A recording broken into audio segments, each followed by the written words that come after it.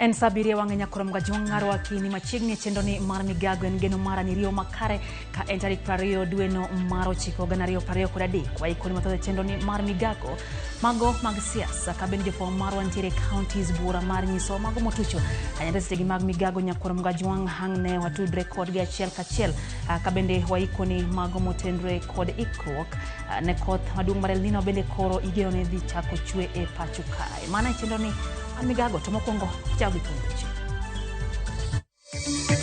Miyo gi nyithindo adek otho e masira mar mach ma owang'o odgi e gweng' ma Bunyando, Bonchari, County ma Kisii. Kada pulse macha na neno ni. Moko nyicha ne nyaki gol gimoro ne gora kido na. Mago gik mo opo maonge je.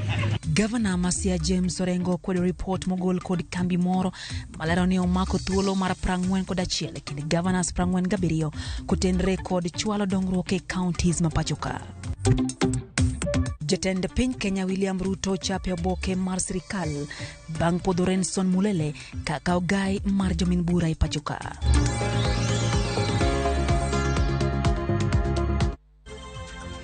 Mana kaka pile nyakoromga jong'aro wako pache chendoni mar Migago live marote machuoke na riade kauchiel nono kabende wantiere mbui kacha Facebook live, YouTube live duto warwake pachi chendoni mar Migago. Machiegni nyinga Lydia Okeyo.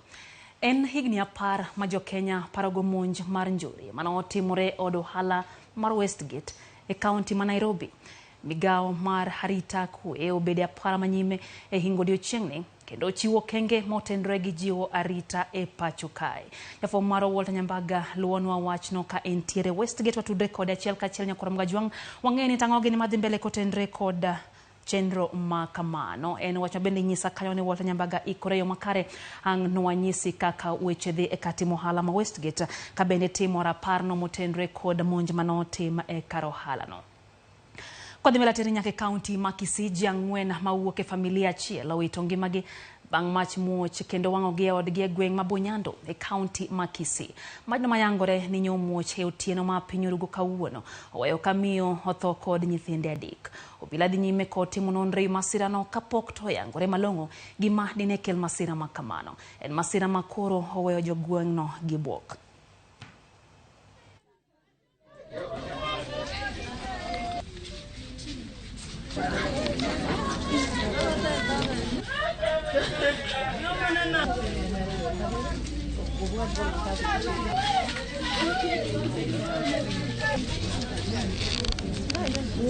Tunasikitika aswa kwa kitendo ambacho kimetendeka usiku wa kuamkia leo pahali ambapo tumepoteza watu 4 katika familia moja. Kiini ambacho kinatafutwa kenye kimezawazisha ama kuleta mauaji kutokana na moto ambao umechoma watu 4 bado iko ngali katika mikono ya polisi ambao wanaendelea kufanya uchunguzi thabiti kuchua haswa ni nini kimetekeleza ama kimesababisha moto. Kama tungekuwa na ile gari ya kusima moto ingeweza kutusaidia, maana tumesima moto masaa mawili. Watu wanaenda mtoni kubeba maji, wanakuja hapa maji ikaisha kwa mitungi ya majirani kuleta hapa kusaidia. Wananchi walijaribu kusima moto lakini ikawashinda nguvu. Katika hiyo incident Richard Juma alipoteza bibi na watoto 3. Mtoto mmoja 6 months, 7 months na mwingine miaka 7 na mwingine miezi 10.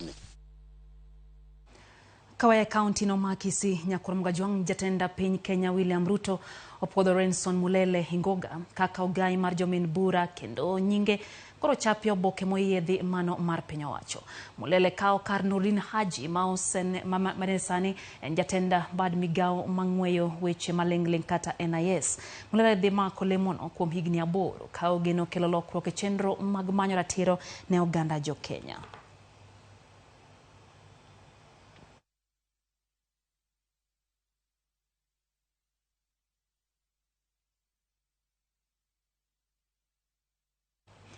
Kawadhi gwenge wa wadhi nyaka e county Masiaya nyakora mgajuang kama governor Masia James Orengo okweda mokalo report mogol kod kambi moro olero ni omako thuolo mar 41 e kind governors 47 kotenre kod chwalo dongruoge counties mage.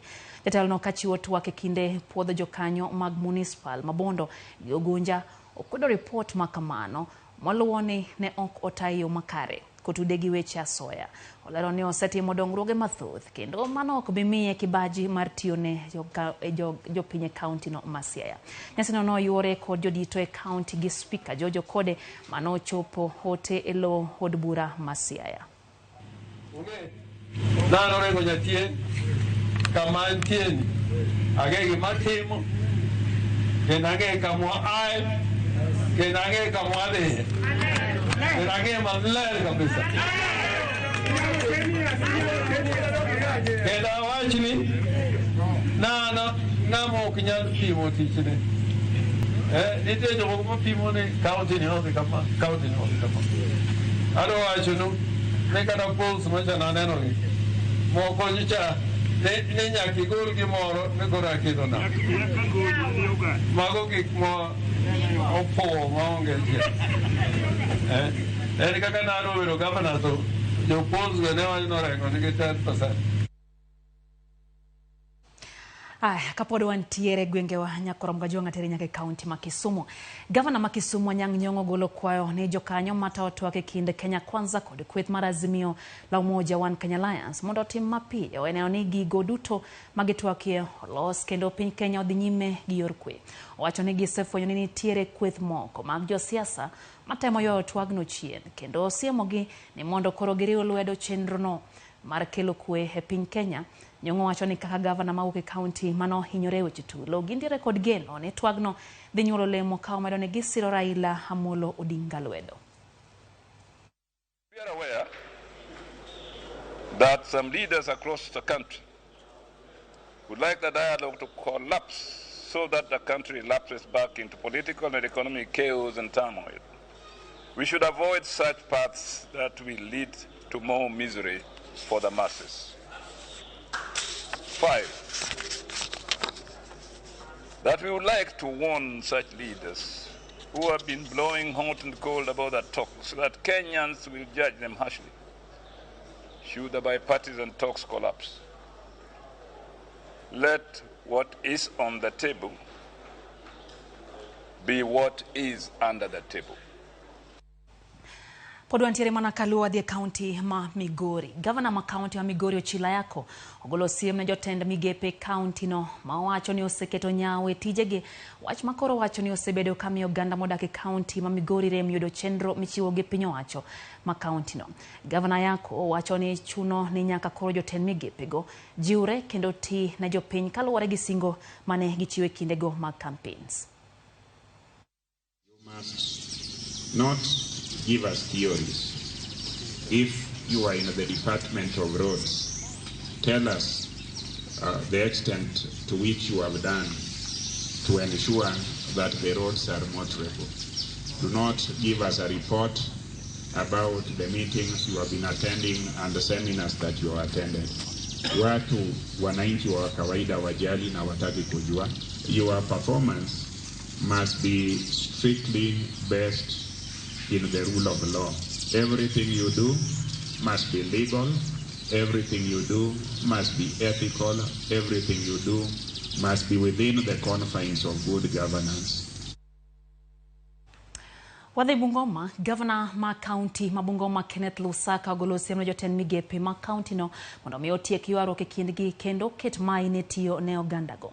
Jatelo no kane loso hekar othieth ma Bungoma referral e kinde chiwo yedhe mar milion 30 kowuok ka KEMSA onyiso buok mare wi ywaruok ma wacho ni rocho chenro mag dongruok. Dwaro ni jotelo go owuog oko matawo chenro mag ne jopiny kendo keto tenge dongruok e kindgi. Your Excellency, Pastor Jennifer Mbaka.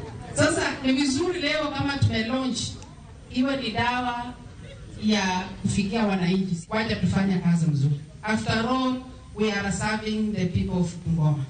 Hii allocation yenye napata ya madawa, it is minimal. 80 million is not enough for Bungoma County. Kwa sababu kuna pesa ambayo hawa wafanyakazi walikuwa waingie wa health, waanze kazi, na watu wa service board wamelala kwa kazi. Hawaja-implement kuandika wafanyakazi wakuja wasaidie kazi. Tungependa supplementary ikuje mara moja, hizo pesa tutaivat iende kwa madawa, waongeze madawa kwa watu wa Bungoma. But I want to say this. Ministry of Health is so important to us that we cannot compromise standards. This is a ministry that touches people. Ukiuliza wizara ambayo inashika maisha ya watu ni health. My friends, you are all qualified. Kila mtu ako na kazi yake. Wewe daktari ni CEC, nimeleta daktari ni chief officer, daktari wata ni director. Muache mambo ya kuleta different centers of power. If you don't change, I will go against what the people wanted, niweke watu ambao watafanya kazi. Kwa dhie pinjego mao konya kurumga juanga piny Kenya kod Haiti odonje winjruok mar tiwo kanyakla winjruok mano kete kogno ko jotend migepe mochung' ne tudruok kod pinje maoko mago mag pinje ariyo e nyim jatend piny Kenya William Ruto kod Prime Minister ma Haiti Ariel Henry e boma New York e piny mar Amerika. Jatend piny Kenya William Ruto wacho ni winjruok ma kamano biro kelo tudruok e yor siasa, jiwo arita kwe kod jiwo chenro mag dongruok. Ruto bende wacho ni piny Kenya biro telo ne pinje moko e choko omenda mar konyo Haiti e jiwo kwe ka Kenya bende koro ochiwore mar oro jolweny Haiti. Jatend migawo maduong' ma Haiti to korka kore wacho pinyno dwaro kony maduong' e yor jiwo Haiti kod rito mwandu maggi.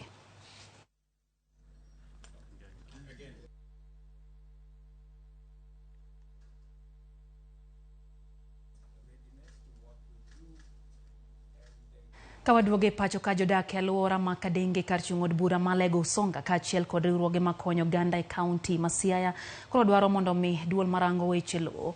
The National Land Commission nowito oko orak mar Kodesa mar Thidhia Mayala manochiwne kambi mar Lake Agro kuom higni 66. Gilaro ni okang' mar Kodesa Thidhia no kuom thuolo malach biro nono tieng' kata biro muno tieng' mabiro yudo ber kowuok kanyo. Riwruoge kod jopiny olero ni onge kaka inyalo chiw thuolo no duto ne joket mwandugo mapidho mana niang' ma gineno ka ok nyal kelo lokruok ne ngima jodak makanyo. Okwa yie kendo dokie kot nikech ka ni orengo wachona ni en pok osain gimoro amora, pesa no be ok chule, to pesa nego bedi chulo josiaya, to kose chul josiaya anto konya gang'o. And we are opposed to the idea that our government, from the county to the MCS to all the local offices, have not played any role in getting this agreement into place. The fact that this entire process was secretive already smells of malice and intention to disenfranchise and to impoverish the ordinary people. And that's why we are glad that today we have had very positive remarks from the governor and the goodwill that he has showed us. Wachela swamp en wach manochakre higa mar 2003 to nyono nyaka kawuono.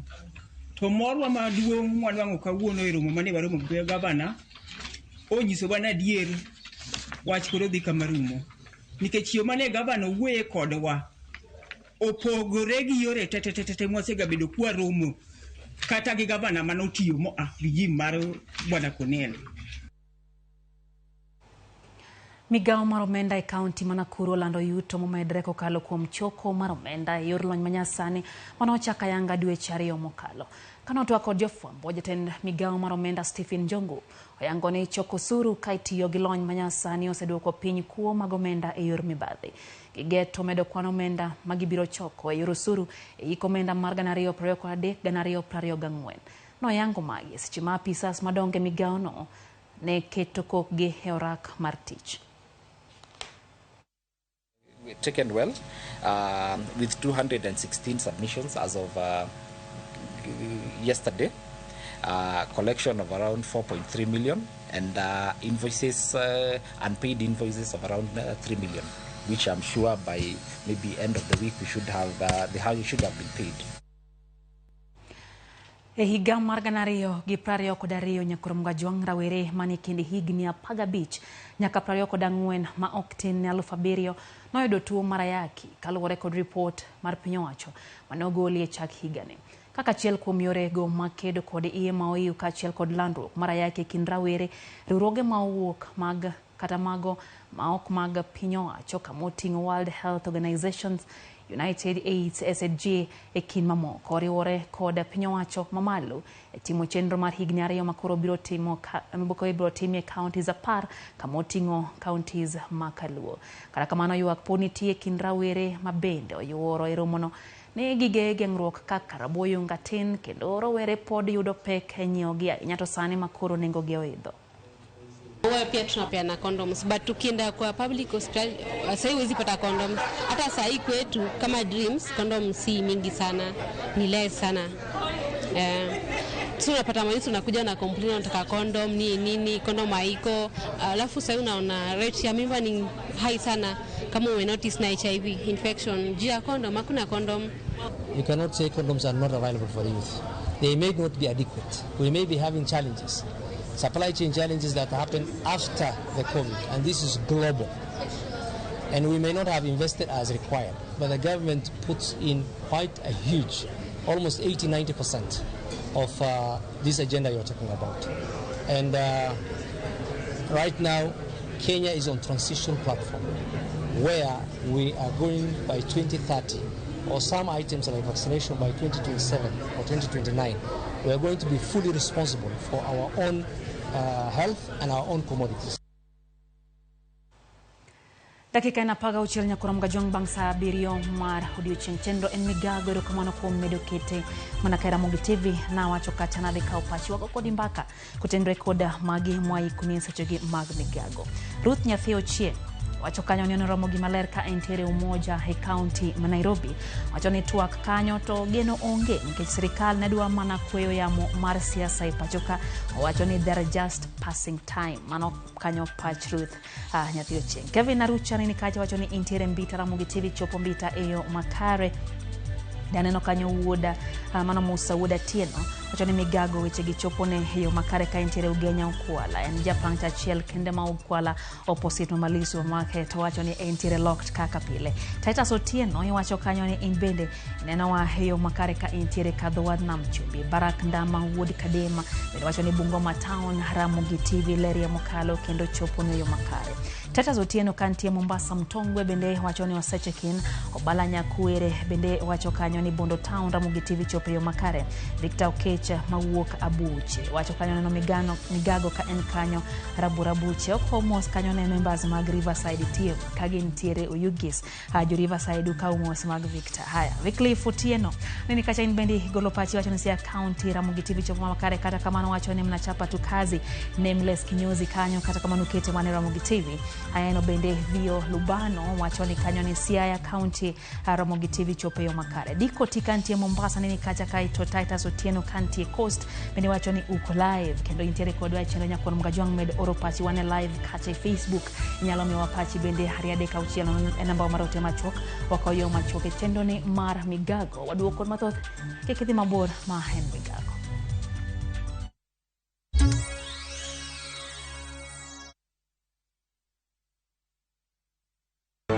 Nyakwa Ramogi ne gin ji ma humbgi ne lach kane giloso oganda ne chiko itgi bende kama ne gikalie weche ne dong' mathoth.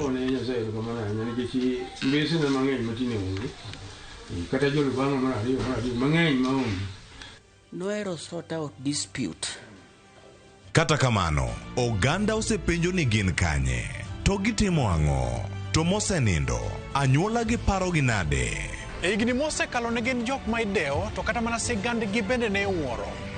Gisani awuok oko mar manyogi kata mana anyuola margi mondo wami mathoth kama gintiere to kod gino ma gitimo. Riwri gi Walter Nyambaga ka okelo ni chenro marwa manyien mar gin kanye. Kik bai mana Ramogi TV.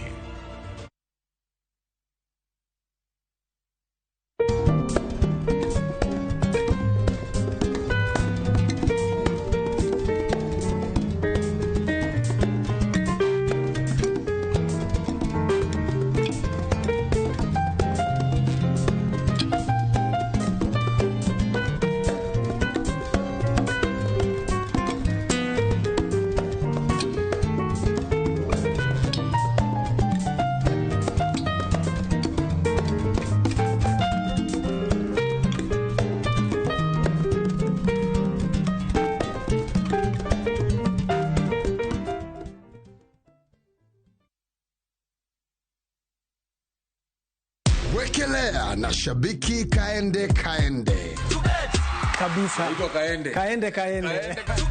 Naitwa Onesmus Mwangi Moshina. Nakuru mimi ni mwanabiashara, huwa nauza nguo. Okay. Hii simu nilipigwa nilikuwa kwa kinyozi. Kidogo pokea simu, wewe ndio mshindi. Mbaka hata yule jamaa wa kinyozi kwanza akaacha kuninyoa kwanza asikize nini inaendelea. Nilipata game 10 out of 13. Bahati leo imeniangukia, siku hiyo nyingine ni wewe. Pesa hizi nitazitumia katika biashara ambayo mimi hufanya ya kuuza nguo.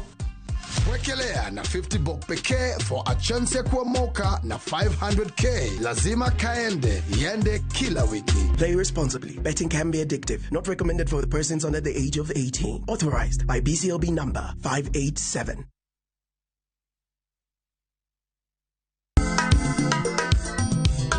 Ma echenro makeloni danji malie.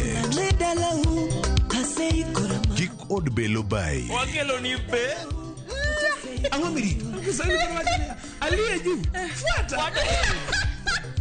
Ma echenro makeloni duond ya wuoto nage. Apuro puoth ngima, apuro puoth poetry bende apidho kodhi. Duond mine. Mine nyalo.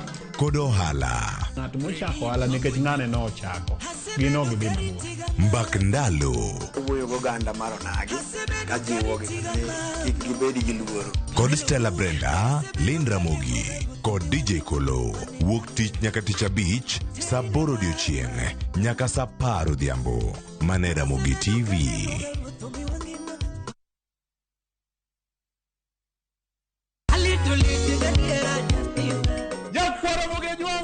Chiegni e show mamit maraktari ma iluongo ni Ramogi Night wakelo go ticha beach katicha beach seche machal kama ka in jahera mar luo benga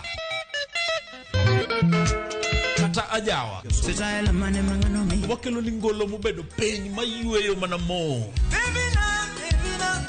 Lungani Kolo con instrumental kaberni be inyalo lungani Boy Handsome Within and Without. Boy Handsome Mom and Away aroji bed and breakfast sama pekni tilungani ngenja the entertainer. Kaka pile nyakona mugenyo wa wacho ni Kete Manaka. Ramogi Night, Ticha Beach ka Ticha Beach, Sangwen Otieno.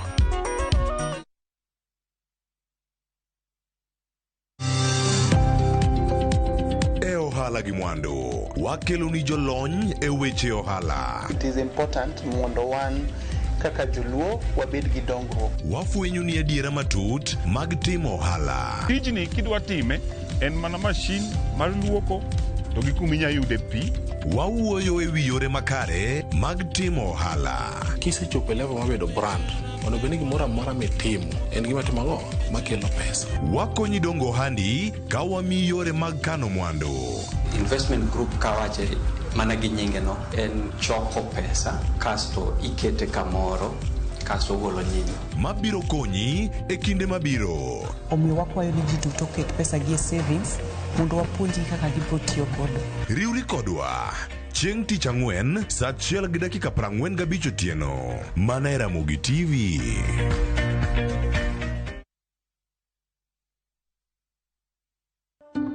Candace, what's that? I brought you a small bonus. Bonus for what? You got us 299 family dinners, 64 kisses on the cheek, 12 road trips to see grandma, 42 jokes from daddy, 49 laughs from mommy. In over 60 years of dealing with numbers, we've learned that the numbers that matter the most to you are the ones that matter the most to us. NCBA Bank. Go for it.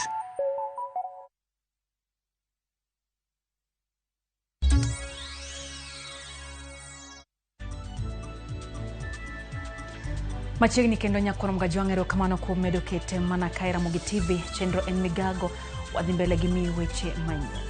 Sirikand kaunti ma Kiambu chako chenro mar golo oko taka ma ogeng'o dundu mar pi mochido kaloe kapok kodh El Nino migeno ni biro chwe pacho ka ochakore.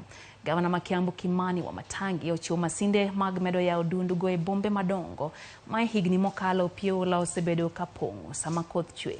Kaluwore gi jatij PCA County kare sub county Mathika Alfred Mwikiria golo oko taka ma odino dundu go biro kelo yot e kalo mar pi maonge obadho kendo geng'o midhiero kod kethruok mwandu e kinde ma koth maduong' ma igenono koro osechakore moko kuom gwenge ma pachoka. Hii mitaro si mzuri kwa kumenyesha. Inakuwa mbaya sana juu hata uwezi ekelea kazi bado mifuriko. Hii watu hukuwa na hard time by the way. Hata kukinyesha hizi gari sijui ama what goes on. Hizi gari zinasimamanga ni kama ziendagi. Huku kuna jaa watu ni kama kuna jaanga jam. Wakati kumenyesha hapa stage ya mahali tunafanyia kazi maji inafurika sana. Sasa customer alikuwa na shida ya kuingia kwa gari, lakini sasa hivi tunaona county government inakuja kurekebisha na kufanya hiyo mambo iwe sawa. Sasa unajua hata Kajo hawezi kuwa inakuja kila siku kupigua hiyo mitaro. Kama watu wanaweza kuwa na respect ama wawe na discipline kwa hiyo mitaro, vile umeikuta unaweka takataka yako kwa dustbin. Hata ikiwa ni mawe ama nini unaweka pahali inafaa. Sasa ukiweka kwa mtaro unajua inafungana. Saona? Lakini watu wameajiriwa kufanya hiyo kazi kwa Kajo. Kata odiochienge maradek board matao chake pachoka e Kenya Dairy Board pod dhi nyime gi tiego jopith mag jamni ka ginyalo medo yuto mag kowuok kuom jamni. Puonj ma kamano ma itayo kod jokanyo mag board no e kaunti ma Nyamira chwalo puonj ne jopur kotenre kod donje riwruoge opogore mag saga manyalo konyo gi uso mwandu mag golo kuom pith.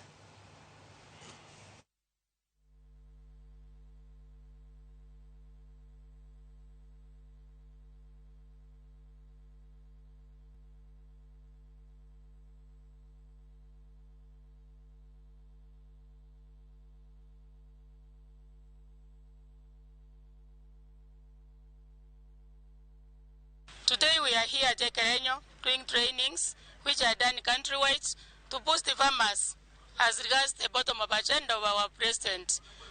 We have selected farmers from all the wards to be trained on how to indulge in the dairy business. They were trained on hygiene, milk handling, and many processes of doing this business.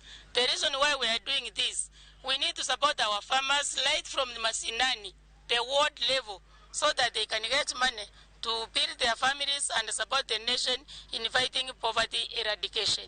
We have formed 20 cooperatives as by our county wards. Jana tulianzia huko Masaba North, West Kitutu na Borabu constituency pale Keroka. Leo tumekuwa hapa North Mugirango ambapo tuko na wards 5, Kerenyo, Itibo, Mwagamo, Mawawa na Bukeira. Alafu kesho tutakuwa West Mugirango ambapo pia tuko na ward 5. Kama county tumeshauri wakulima waweze kujiandikisha na vyama vya ushirika, sababu kupitia kwa vyama vya ushirika hapo ndio tunaweza pata maziwa yote ambayo yanazalishwa kwa hii county. Tumepata vile tutajiunga na tunataka creamery. President wetu William Ruto bahali huko tufungulie creamery hapa Nyamira. Jalan Migago marita kitore kindiki ochugo kambi magobila mag GSU e gweng' ma Mandogoi chuso sub-county mondo me obed arita kata omed arita e tong counties ma Kitui kaachiel kod Tana River. Kindiko yango ni Migago marita osiora pisas kowuok e bad obila mar GSU kaachiel gi mago mar RDU mondo me orit gwengego ka wacho ni en kod geno ni kwe mag gwengego biro dok e wang'e. Gavana ma Kitui Julius Malombe osiro lwedo serikal county tiyo gi piny owacho mamalo eneo ni arita oridore e county no ma Kitui. Nimekuja kuzindua kikosi maalum cha askari wa GSU.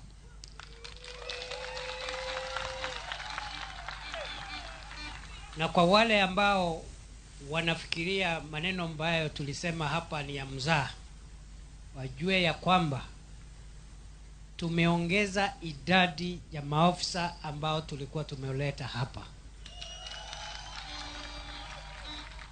Tuko na askari wa kutosha wa GSU, RDU na vikundi vile vingine vyote ambao vinahitajikana. Na hawa maofisa hawaja kuja hapa kufanya utalii.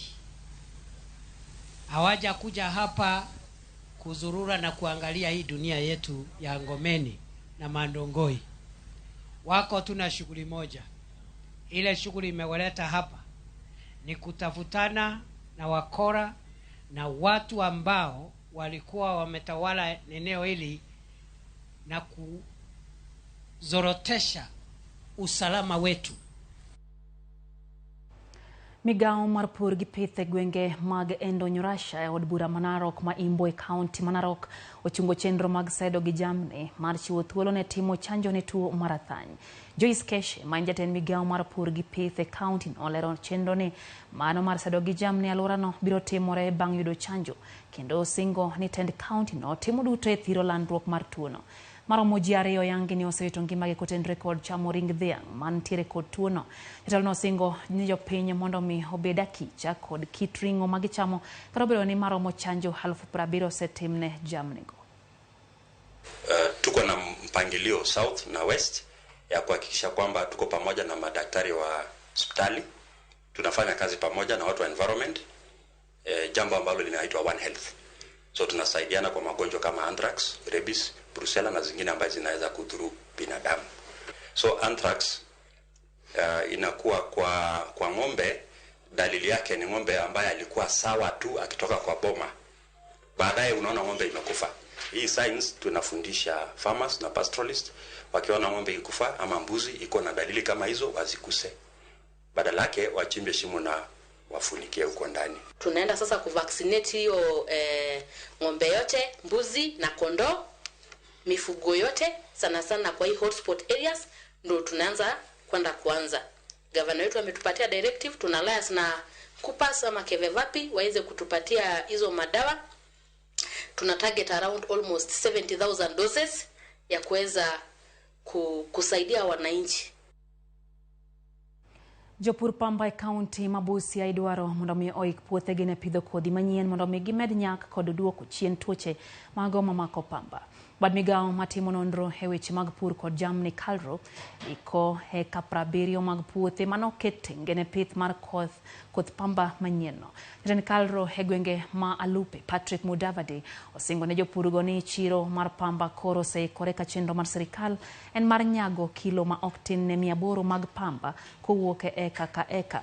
Pur mar pamba ma osebed ka ipoyo kuom higni 20 mokalo sani okel yuto maber ne oganda ma Busia. On cotton so that we ensure that we have varieties, cotton varieties that can be able to do well in this region and that can be able to give better yields. What we give to farmers were hybrids, but we want to go through the breeding and selection process so that we have our own also varieties that we can be able to give to farmers, cotton farmers in the region. Tunahimiza tuingie kwa kilimo ya pamba, sababu hii BT cotton si kama ile pamba ya kitambo. Kwa upande ya madawa reduce ile matumizi ya dawa sana. Ile cotton ya kitambo tulikuwa tuna spray mara 9, BT cotton zetu tuna spray mara 3. We release 3 varieties of cotton which will be planted in this region, that is in Tosa South and also Tosa North in Busia County. Tunahimiza wakulima wapande kwa wingi sababu tuna soko. Jodak mohingo 20,000 e gweng' Manyatike Makalda e kar chung' od bura Manyatike ywago okang' mokaw kod sirikal mano mar chano daro gi kuonde magidakie bang' bad migago mar alwora kod bunge lando ni gidhi chako pith mar yien e heka maromo 6,000. Kata kamano jodak go wacho ni onge kama osesiemnegi kod sirikal ma gidhi dakie ka jaod bura Manyatike Tomodege okone gidhi chope doho mar temo geng'o okang' mar daro jodak go Manyatike. Jafwambo mar Walter Nyambaga nitiere kod ler mar wachno. Nyakora Mogajwang' gwane pichane bang' dak kamoro kuom higni 65 kasto idari mondo loki kanyo kama ipidhie yien. Pichane masani chando jodak Manyatike makoro ng'ure wi okang' mokaw kod bad migago mar alwora kod bunge motelne kod Soipan Tuya. Sasa kitu ambayo nilishangaza sana, wafres wamekuja wamesema ati hii ni shamba yao, na kuna wandugu zangu na wamama zangu wamesaa siku hapa kwa shamba hii. Sasa mimi nimebaki na wandugu zangu na wajikuu ya baba sangu. Sasa nitapeleka hao watu wapi? Mwengo jodak 20 gi wiye ywak ni thulo gi kama osebedo kar jot margi kuom higni mahingo 65. Gino magitudo kod jok matemo mana geto mula mayudore Siri Matanda kama gilero ni joket mwandu moko sani okete masinde mage. Even some people were living there to take that advantage to come here, because even right now as we speak, they have brought a Chinese here doing mining straight away. Even if you can tour around this bush, you'll find a camp there. Okang mokaw mar daro Nyatike en gino mamedo yudo kwet koda ka jakombod marango teko magige lwenyo mundi anyanga moko ne jodago nyaka mi oboke mag lope. Onge kaka wanyalo yie ni Nyatike kuma ji odake ma ji nosedak higni mang'eny ni nyalo biro to timo gazettement mar Nyatike te ni koro bedo kar jo forest. Nyatike nyaka los maler ma jodak duto te bed gi title deeds kaka dwarore. Jaod bura ma Nyatike to modege kokalo barua mare ne ute mag fambo okwedo okang' mokaw kod jatend migawo mar alwora Soipan Tuya manyocho yango ni eke 6,000 koro dhi bedo kar pidho yien kata bunge kaka yor bero lwasi kod alwora. Tarik 13 dwe mar 6 higani piny owacho ne ogoyo chape oboke mar sirkal ni jodak koro biro dar mondo piny owacho chak pidho yien mapiyo. Kata kamano baruano oriedo ni sikunde kod bombe bende yudo lal. Ponono sirkal odhi nyime kod tijno ataro mar dwaro mar jopiny. Wachno nyalo weyo ka primary school Mama Kalda kod kar tiegruok ma St. Gema, secondary ma Moi Nyatike to kod kar thieth Mama Kalda to kata mana boma ma Nyatike bende log tich ma Nyatike North Sub County. Kanyakla kote sendo bila Mama Kalda bende gin moko kuom kuonde madhi yudo lal. To bende odunyruok gi kar tiegruok Mama Kalda Polytechnic. Machielo bende medhi thul oko en bad mbalariany marongo maidore Makalda kanyakla kod apisi mar riwruok ma ok mar piny owacho midendo ni World Vision. Tulikuwa kwenye mkutano hiyo tukapitia kwamba wapatie hawa sehemu ya kujenga, wakajenga ofisi yao wakaachia wananchi hapa. Bado yuko hapo saa hii mpaka sasa. Sio punde. Moi Nyatike Secondary School yuko hapa kwenye hii ardhi. Shule ya kwanza ya secondary ambayo ingianga ni Moi Nyatike. Ikifuatiwa na St. Gema Girls iko tu hapo Makalda Center. Baruano beno lero ni gibiro manyo ratich jodak ma Nyatike kokalo dhiedo cholo kwayo margi od bura mamalo to kod duol marango weche mag lope. We'll move to court to stop all the process. If they want all the area to be a forest area, let them come and do public participation to with the community. Odege koni gisefwenyo ngoke man kod miluma mar mula mayudore Nyatike. Ka jodak giwegi to penjore gima moko kuom tingni mag jo China timo kama idaro gi ni kar bunge. Onge kaka jo Nyatike nyalo bedo ni koro ni ka Nyatike kuma ji odake ma jomoko nigi nyithindgi gi kwere gi bende otho kanyo ni koro ni gazettement otim ni koro bedo kar forest. That is a big no. Walter Nyambaga, Ramogi TV. Kwaya gango ma Nyatike nyakorom ga jwang waduoge county ma Nairobi kama na singo ni nentiere sigana ma waluoni mana motendre koda yango odichungno mana otimie monj gwengego ma Nairobi. En higni 10 ma jo Kenya parogo monj mar njore mana otimore od ohala ma Westgate county ma Nairobi. Migawo mar arita kwe obede opara manyime hingo odiochieng'ne kendo chiwo kenge ma otendre gi jiwo arita e thurka. Jafwambo mar Walter Nyambaga luona wachno ka entiere Westgate watudre achiel kachiel kode mondo nyiswa ni tang'ogi ni madhi mbele kotendre koda chendono. Walter, ageno ni in makare nyiswa ni to chendo mar 10 mar monj mar Westgate dhi nade seche gi tang'ogi ni mosebedo ka dhi mbele are okinyi. Walter. Lydia, mana kaka sewacho no ka en Westgate kendo antiere tado orofa mabor mokalo kendo adiedo e wiye malo mogik pakoro onge gedo moro amora madhi nyime chakruok kama chung'e niendi kadok malo. Nitiere gimiluongo ni kidienje magedo madechop 4, 1, 2, 3, 4 kuonde ma dhano maromo ji manyalo chopo ji 70 ne owitie ngimagi. To manyalo chopo ji 261 ben noyudo hinyruok.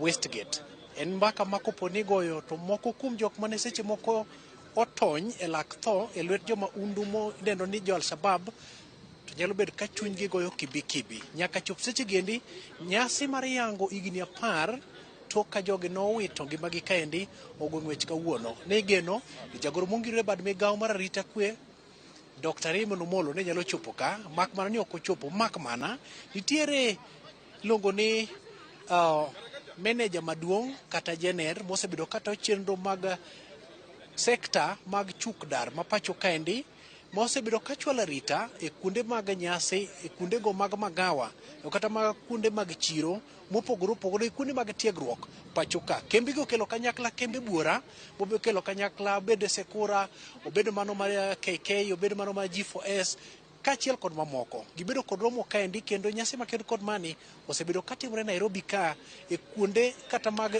bago rombe mopogore opogore. Okinyi ma kawuono ne okwongo bedo kod romo makendo kod mani kamiluongo ni TRM Mall.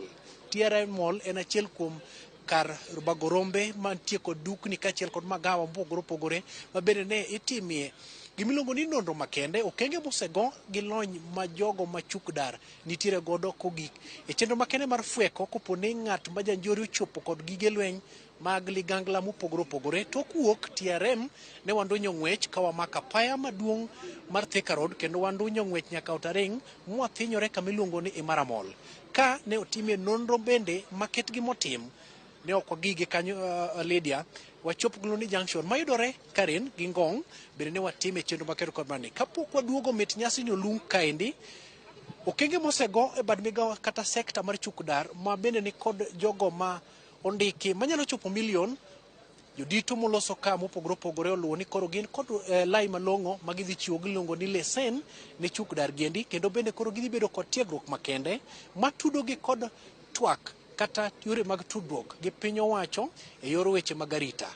Jogo ma seche moko noyudo hinyruok kar kaendi e kinde monj manota kod kweth njore mag Al-Shabab bende nyaka chop sechegi pod dhi nyime kod yudo hocho makende, to kata mana miyogi tiegruok, to kata mana chukdar mane seche moko nitiere kaendi kanyakla kod obila kachiel kod jolweny manokelo resruok kaendi. Koro miyo pod wadhi nyime kod loso kodgi kendo somo rieko kuomgi, mak mana ni ipuoyogi ni gin jogo mane seche moko nyiso chia kachiel kod bedo thuon ka thuon ichuogo piene kumoro amora. Lydia kachiel achiel nyaka studio nikech pod waiko wechegi kendo biro kelegi kod kuku giendi nyaka studio. Erokamano Nyawolta Nyambaga, kendo erokamano kuom lona mago motenre kod rapar mago mitimo Westgate County ma Nairobi. Nyakura mga jong mano kanyo nyafwa mar Walter Nyambaga ka bendo luona machiegni ahinya mano motenre kod rapar mar masira mar monj mano otimore e gwengo ma Westgate County ma Nairobi. En wach molo machiegni anyang nomiwa kuku mare e wechewa manyien mago mabiro. Jolupo manam Lolwe County ma Homa Bay ogolo ng'ur margi ewi nengo modhi mantiere malo e pacho ka. Giwacho ni koro dhi medo ketho sekta mar lupo e alwora mar Nam Lolwe. Ywak jolupo go obire kinde ma jogo mantiere sekta mar wuoth bende ng'ur kaluwore gi nengo modhi ma koro oidho. Sekta mar lupo en sekta maduong' ma oganda mathoth mawuok e alwora mar Nam Lolwe okete geno margi, kendo kaunti ma Homa Bay ema ni kod atamalo maduong' mar Nam Lolwe ma chenro mag lupo osebedo ka dhi e nyime e dho wedhe moingo 140. Chenro mag lupo ma sani tim e alwora mar Nam Lolwe, jolupo timo gi yidhi mag injini matiyo kod petrol, kendo idho mar nengo modhi e piny Kenya gi sani. Jolupo ywak ni dhi rocho chenro mag lupo kod okenge ma gisegoyo e midhiero moko mathoro jukogi e Nam Lolwe. Wach mar nengo mar fuel mamedore pile pile ahinya ma omedore chien ni ohinyo sekta wa mar lupo kod mar nam ni ongang' mamalo. Kiching'e ni sani thoth jolupo watiyo kod yiedhi man gi injin, to rech bende tin e nam. Koro ing'e ni mondo ng'ato yud cost of production, mondo break even ka nengo mar fuel ni malo, bedo matek. Ma samo weni en ratiro ni thoth jolupo mang'eny madhi wito tije nikech tache koro ok nyal yudo kaka giketo fuel, to yiedhi mang'eny midhi ywa oko ma mano dhi wito tije mang'eny ahinya ne jok ma oketo ngimagi e nam. To ok mano kende, atwa moko mwasegoyo machalo kedo kod tuo mar ayaki, kedo kod dhier bende dhi dok chien ka nyithindo mang'eny mane somo koluwo nam dhi lewo ne somo ka ok sirikal otime gimoro. Jolupo gi wacho ni Nam Lolwe e kama giyude konyruok gi mapile ka pile. Miyo sirikal ka oduoko piny nengo mag modhi e pacho ka, to thoth jolupo e alwora mar Nam Lolwe biro jwang'o tiji lupo. Sirikal mamalo to gi sirikal mamwalo mondo ging'iyane kaka ginyalo cushion weche mag fuel to gi gige lupo ne jolupo mwalo ka, mondo kik ji mang'eny ahinya wit tich nikech ka ok otimore kamano samoro mit oganda mathoth ahinya biro dhi wito tich migawo mar lupo. Ngima waduto te nyicha notenore nikech kaka piny osebiro en ni sani ji owe weche mag kwang' e weche mag lupo. Koro ji nyodok e weche mag injin. Koro ka ing'iyo ka wadok e weche mag injin ka wadhi gi piny dhi to kendo sirikal bende weyo ni mafuta ichak imedo, gini nobwogowa kabisa kendo pok wanene sirikal nyaka nene nwachak Kenya kata ne wachak bede nam ka mosemede mafuta kaka wang' no medore ni. Omiyo wan kata kaka nyithiwa dhi sikul onge sani waywa yiethwa oko te kaka wakonyre onge to wan nam ema wategemea. Giwacho ni yidhi ma gitiyogo modho mafuta mathoth e kinde ma giringo e nam ka gimanyo rech kendo meto mar nengo modhi e pacho ka dhi miyo gilal maduong' e sekta mar lupo. Idara mar lupo ni en idara makawo mafuta mang'eny sana. Kech yie achiel mar lupo mondo odhi okel mbuta e nam ringo gi mafuta madhi lita 150. To koro pima ni yidhi ma wantiere godo e nam ka madhi lupo no en nengo maduong', en medruok malach ma en usigo moingo janam. Waneno ka mbele ka biro chuno ni mondo wabol lupo piny mondo wachak wadonj kata ohala mamoko manyalo ringo gi kaka piny dhi nikech koro tek. Sekta mar lupo en sekta maduong' mondiko oganda mathoth mowuok e alwora ma nam lolwe.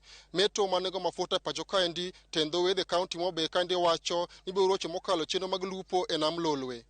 Ali Abich, Ramogi TV, Homa Bay.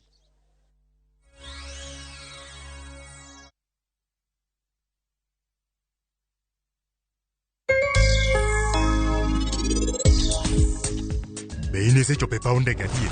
Asechopo. Joma dhi konyowa osechopo kanyo sani. To ka ng'ato nena meher kama, adwa ni mondo tiekre kode. Kik idewo kata matin osiepna. Yawuota te koro oseikore. To sani, wan warito mana sa maber. For KPLC tokens, Bela charges. Only on Airtel Money. Dial *334#. Select Lipa na Airtel Pay Bill, then select KPLC.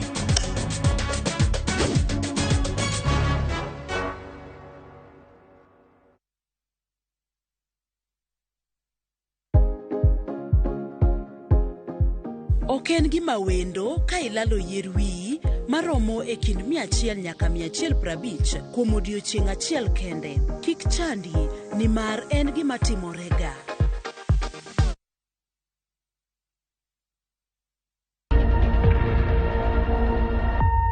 Obed paw siasa, ohala, telo, thieth, jiwo ratich oganda kata mana somo. Ka onge jiwruok e kindwa to okwabi bet. Ng'ama miyo, duonde kata tekone nyisore e okang' mamalo. Dhowa ni can do so much. Wuo gi ng'ama nyalo wuoyogo many network ni. Kamora mora ma intie pacho ka. Mine osekelo dongruok mathoth e pewe magimako kendo lony margi kelo lokruok mathoth. Asementa ji moromo kendo I'm very proud of that. Winj lony, jip kod puonj magichiwo. Gimoro amora midwa timo tim gi tekoni te gi chunyi te nikech mano kende e yo minyalo dongori godo motegno. Ngeso ka ngeso e chenro mar Mine Wacho kod Jaelieta.